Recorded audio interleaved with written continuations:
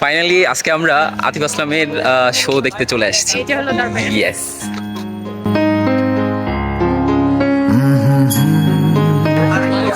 আমার একজন পছন্দের সিঙ্গার, আমি খুবই খুবই খুবই পছন্দ করি। আর ওর পছন্দ থাকলেও ও ওর পছন্দের জন্য আসে নাই, আমি কনসার্ট দেখতে আসতে চাইছি এই কারণেই আসছি। ঠিক আছে, না আমি আমি রাজি হয়েছি আসলে আমার পছন্দ দেখে।